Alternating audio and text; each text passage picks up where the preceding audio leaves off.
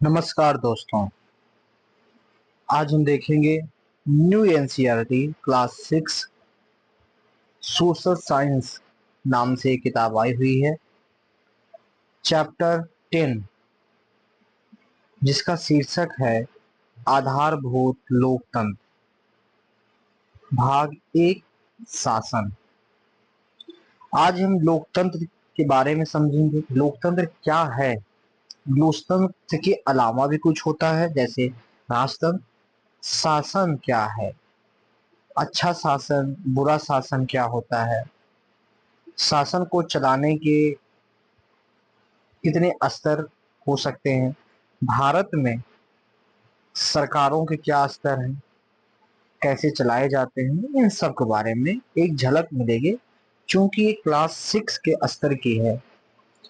हम जैसे जैसे क्लास के स्तर को बढ़ाते जाएंगे, 6 से 7, फिर 8, 9, 10, 11, 12, तो 11 और 12 में जा करके आप देखेंगे कि इन सब की परिभाषा और उनकी एप्लीकेशन पे ज्यादा बातें की गई होंगी। यहाँ पर बस एक छोटी सी झलक हो मात्र होगी। तो चूंकि अभी हम क्लास 6 ही पढ़ रहे हैं, तो हम जितना इसमें लिखा है उतनी ही चर्चाएं करेंगे। उसी आगे हम जब क्लास आगे बढ़ती जाएगी उसमें चर्चा होगी। तो महाभारत का एक छिलिया हुआ कथन है, आप देख सकते हैं लिखा हुआ, जिसका अर्थ है शासक धर्म की रक्षा करता है और जो धर्म की रक्षा करते हैं धर्म उनकी रक्षा करता है। दोस्तों, यहाँ बताया जा रहा है कि जो शासक है वो धर्म की रक्षा करे और जो धर्म की रक्षा करता है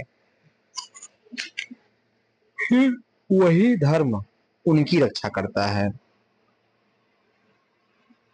यहाँ पर रिगोबार्टा मेंचुतुम का एक कथन है, न्याय के बिना शांति नहीं, समानता के बिना न्याय नहीं, और विकास के बिना समानता नहीं, और संस्कृत और लोगों की पहचान और सम्मान के बिना लोकतंत्र नहीं।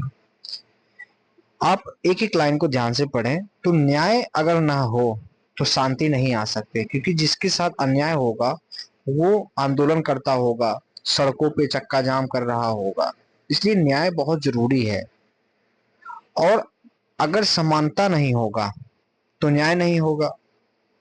यानी अगर सभी के प्रति समान भाव नहीं होगा, जैसे भारत के अनुच्छेद 14 में है, सभी के लिए समान कानून विधि होगी, किसी को भी कोई विशेषाधिकार नहीं होगा, तभी तो न्याय मिल पाएगा। नहीं तो असमानताएं होंगे, किसी को विशेषाधिकार दे दिया जाएगा तो वो व्यक्ति अन्याय करता जाएगा और उसके ऊपर कोई भी दंडात्मक कार्रवाई नहीं हो पाएगी। विकास के बिना समानता नहीं, यानी अगर समानता लानी है तो विकास बहुत जरूरी है।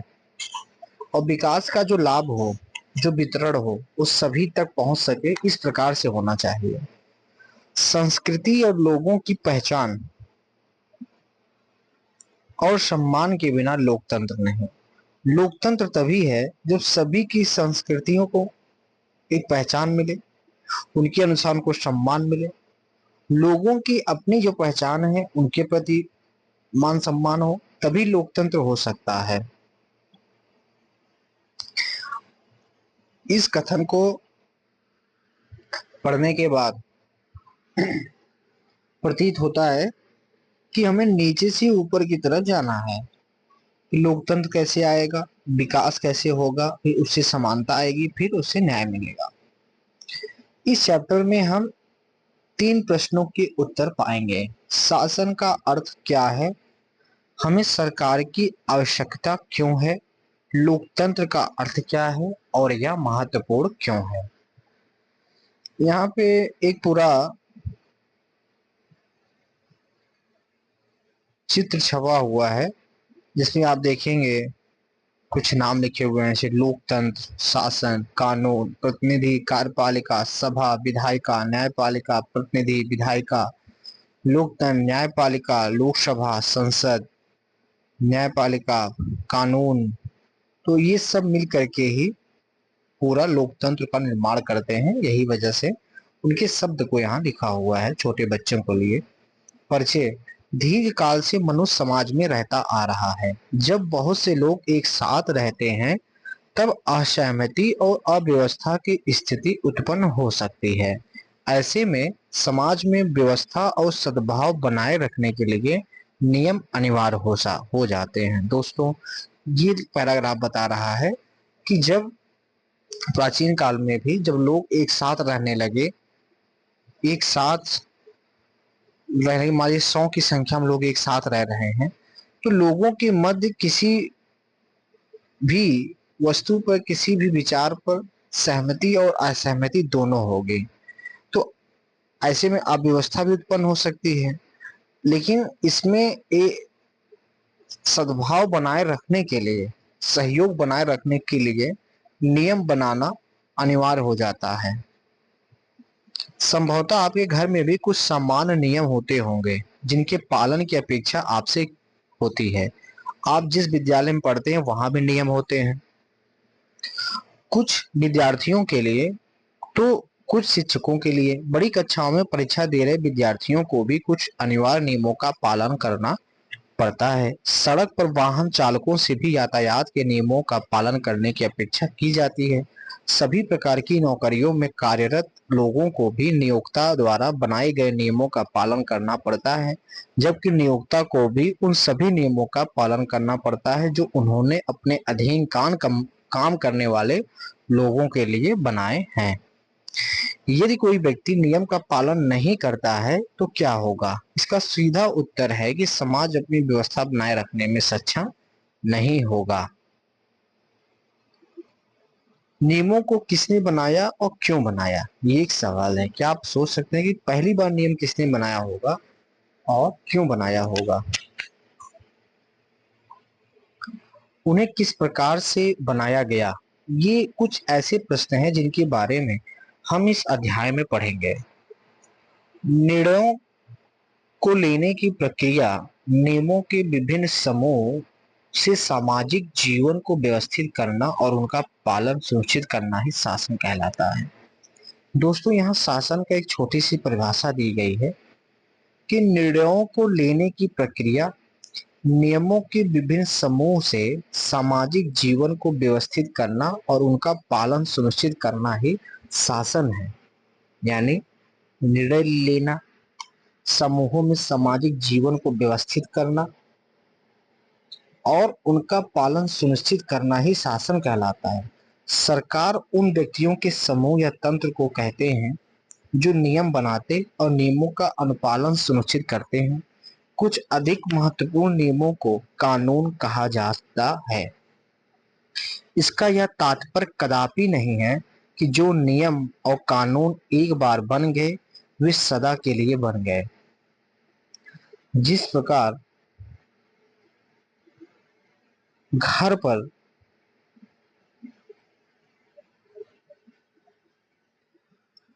आप अपने माता पिता के साथ किसी विशेष नियम के बारे में चर्चा कर सकते हैं अथवा विद्यार्थी संघ, विद्यालय या विश्वविद्यालय प्रबंधन के नियमों से बदलाव के लिए कह सकते हैं। उसी प्रकार समाज में संचालित करने वाले कानून और नियमों में नागरिकों की अपनी बात रख सकते हैं। हम जानेंगे कि ऐसा किस प्रकार होता है।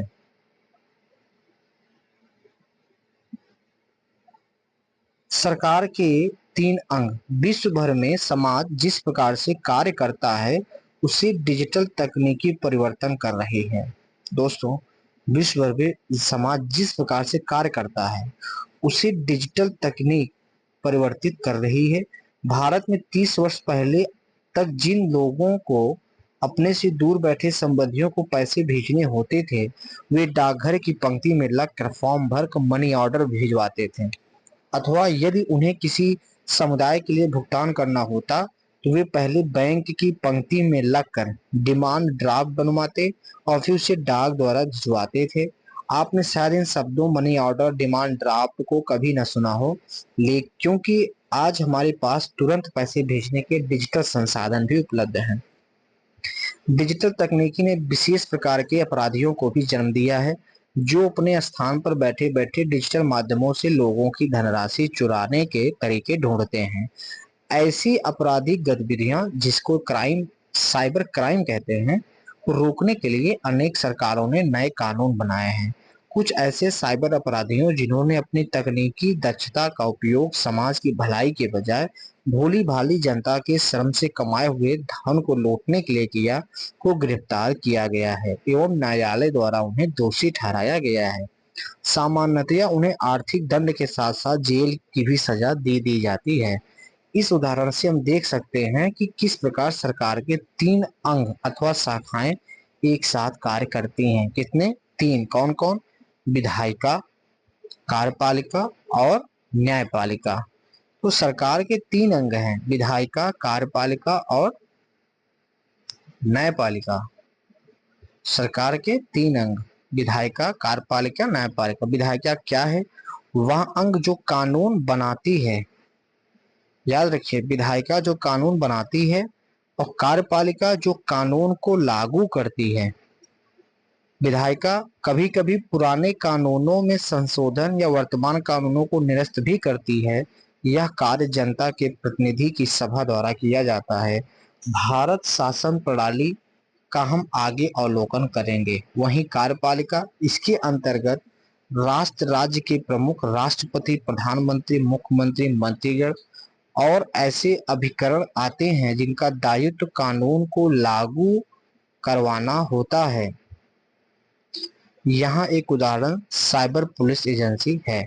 न्यायपालिका क्या है? न्यायपालिका की प्रणाली है जो इस बात का निर्णय करती है कि क्या किसी ने कानून तोड़ा है, और यदि तोड़ा है तो उस पर क्या कार्रवाई की जाए, या फिर यदि आवश्यक हो तो उसे क्या दंड दिया जाए।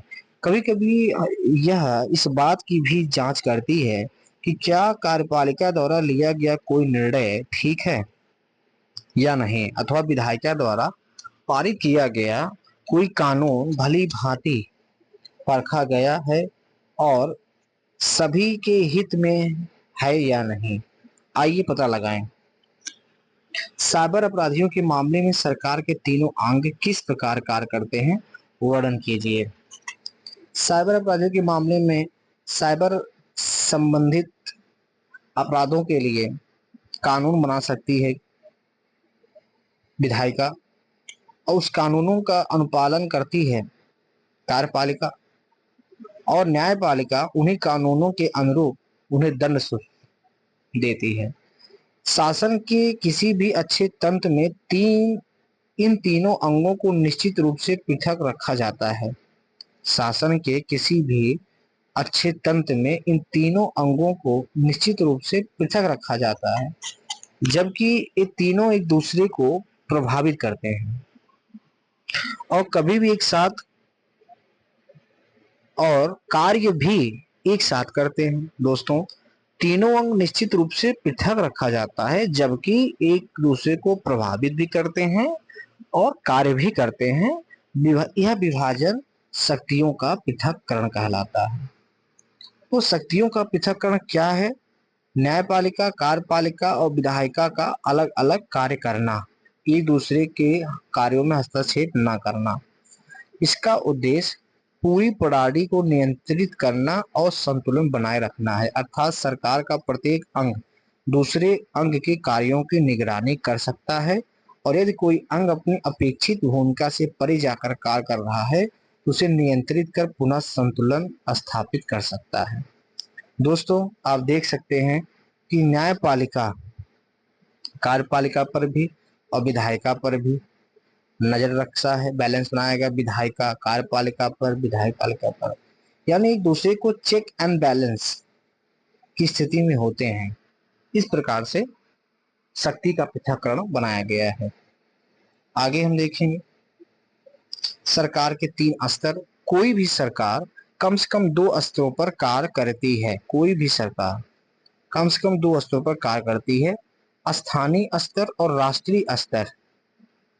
कोई भी सरकार जो होगी कम से कम दो स्तर होंगे, एक होगा स्थानीय स्तर का और दूसरा होगा राष्ट्रीय स्तर का। भारत सहित अनेक देशों में यह तीन स्तरों पर कार्य करती है: स्थानीय स्तर, राज्य या प्रादेशिक स्तर और राष्ट्रीय स्तर। प्रत्येक स्तर भिन्न विषयों पर कार्य करता है। इसे तुलनात्मक परिप्रेक्ष्य में देखें। यदि आपके घर का बल्ब नहीं जल रहा है तो ऐसे में आप पहले बल्ब, स्विच, फ्यूज आदि जांचेंगे। यदि काम नहीं कर रहे हैं तो आप बिजली मिस्त्री को बुलाएंगे। यदि यह पता चले कि समस्या घर पर नहीं है तो आप बिजली विभाग जाकर शिकायत दर्ज कराएंगे। यह यहाँ भी समस्या के समाधान के तीन स्तर हैं। भारत में स्थानीय सरकारें, राज्य सरकारें और केंद्र सरकारें या संघ सरकार।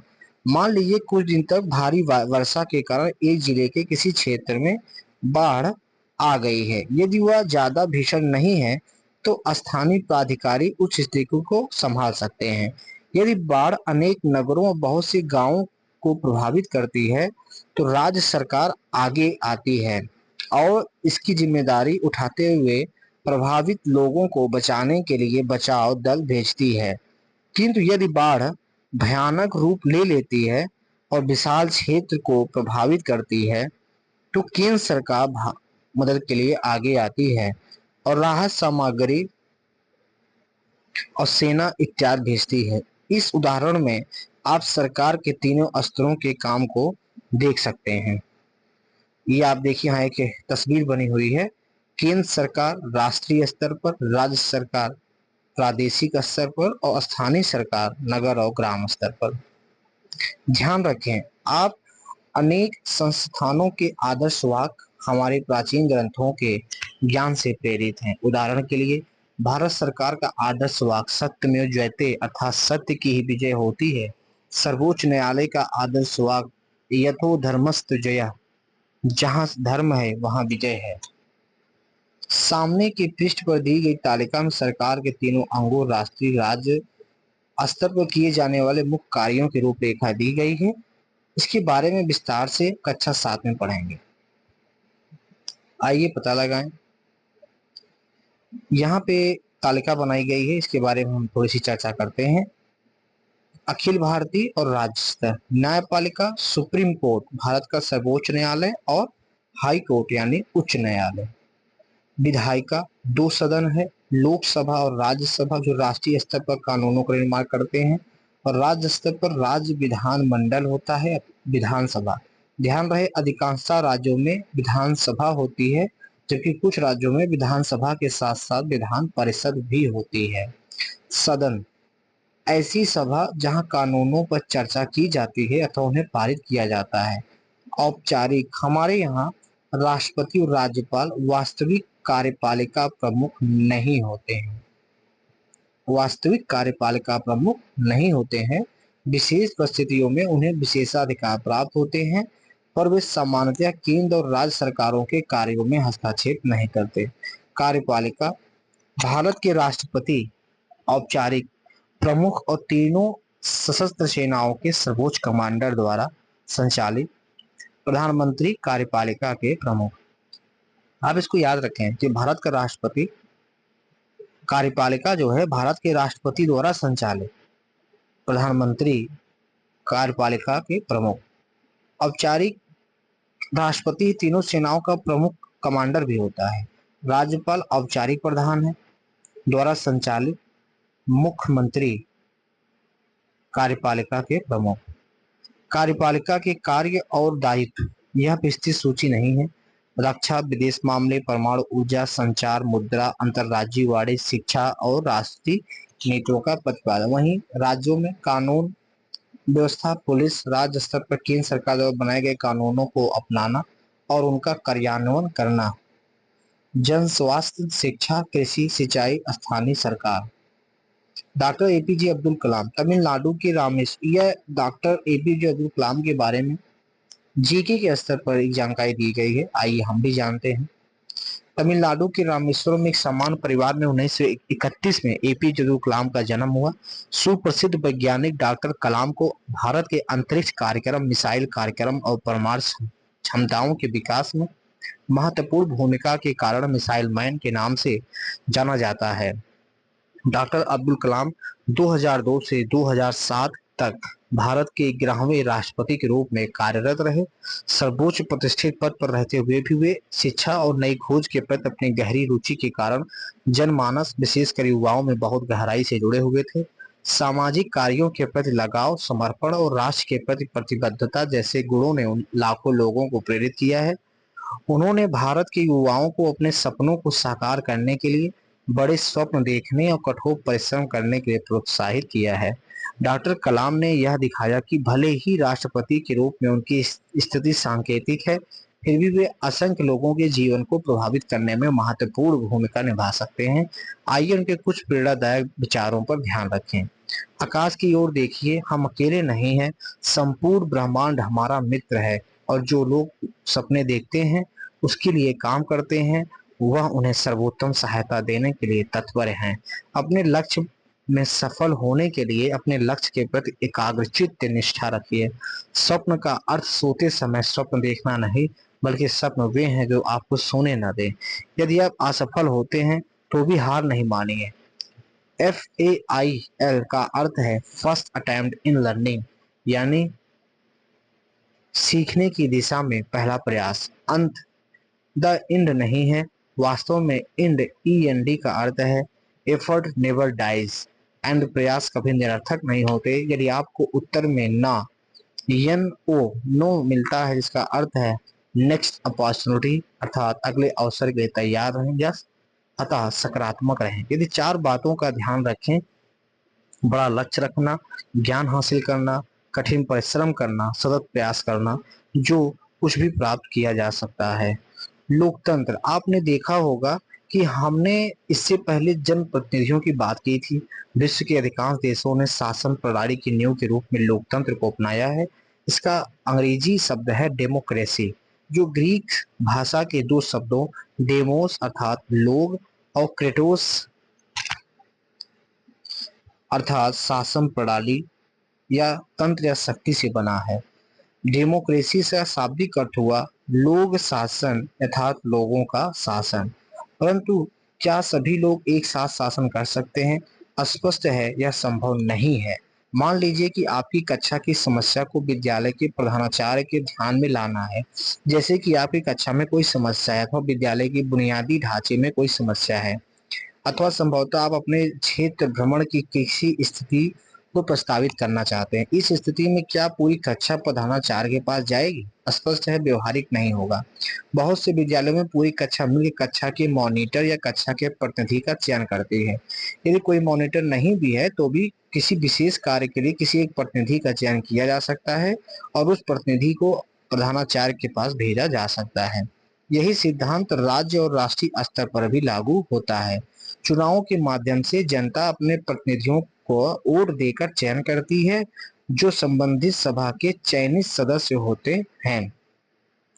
उन्हें प्रायः राज्य के स्तर पर विधायक और राष्ट्र के स्तर पर सांसद कहा जाता है। ये सभी चयनित सदस्य विधानसभा, लोकसभा में कानूनों पर चर्चा करते हैं, समस्याओं और समाधानों पर विचार विमर्श करते हैं, मतभेद की स्थिति में एक दूसरे से संवाद और तर्क वितर्क द्वारा समस्या का हल करने का प्रयास करते हैं। किसी भी आधुनिक लोकतंत्र की तरह भारत में जनप्रतिनिधि आधारित लोकतंत्र है। 2024 के परिप्रेक्ष्य में 97 करोड़ मतदाताओं के साथ भारत विश्व का सबसे बड़ा लोकतंत्र भी है। भारत में कानून के अनुसार 18 वर्ष की आयु के सभी भारतीय नागरिकों को चुनाव में मतदान करने का अधिकार है। मान लीजिए आपकी कक्षा पिकनिक पर जाने की योजना बना रही है। पिकनिक पर जाने के 2 संभावित स्थान है, का और खा।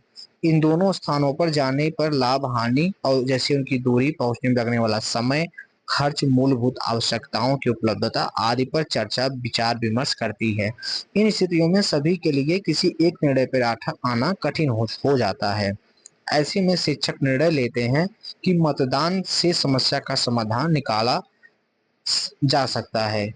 क स्थान पर जाने वाले विद्यार्थी अपना हाथ उठाएं। उसके बाद विद्यार्थी ख स्थान पर जाना चाहते हैं, वे भी अपना हाथ उठाएं। जिस विकल्प के लिए सबसे ज्यादा विद्यार्थियों ने हाथ उठाए, उस विकल्प या स्थान को पिकनिक पर जाने के लिए चुन लिया जाता है। यह प्रक्रिया मतदान कहलाती है। यह प्रत्यक्ष लोकतंत्र का उदाहरण है। यह प्रत्यक्ष लोकतंत्र का क्या है? उदाहरण है।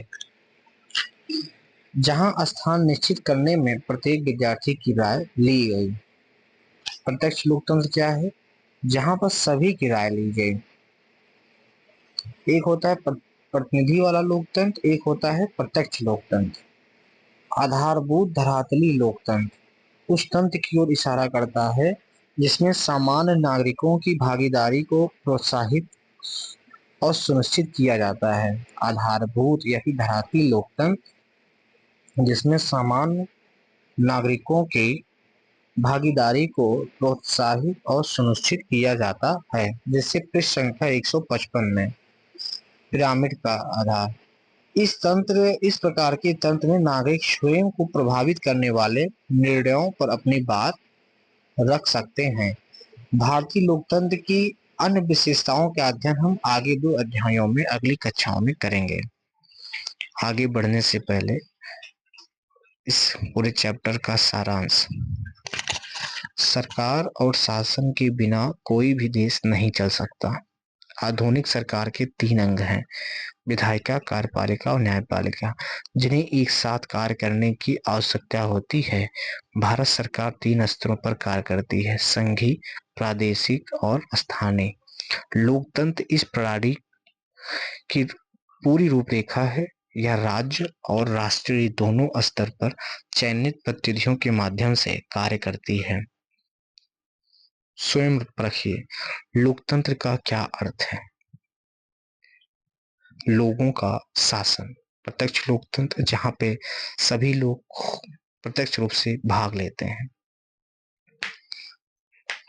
जहां पे उनके प्रश्न पूछने का भी अवसर मिलता है। प्रतिनिधि, जैसे हम अपने प्रतिनिधि को भेजते हैं, वो जाकर के हमारी तरफ से सवाल पूछता है। सरकार के 3 अंग कौन से? कार्यपालिका, न्यायपालिका, विधायिका। उनकी क्या अलग अलग भूमिकाएं हैं? विधायिका कानून बनाता है, कार्यपालिका कानून लागू करता है और न्यायपालिका उनके अनुरूप दंड सुनाता है। भारत के परिप्रेक्ष्य में हमें त्रिस्तरीय सरकार की आवश्यकता क्यों है? क्योंकि भारत एक बड़ा देश है, बड़ी आबादी भी है, तो ऐसे में हमें त्रिस्तरीय सरकार की आवश्यकता पड़ती है, जो पूरे राष्ट्र को देखे, फिर राज्य को देखे, फिर स्थानीय स्तर पर देखे। तो ये यहीं तक था। धन्यवाद।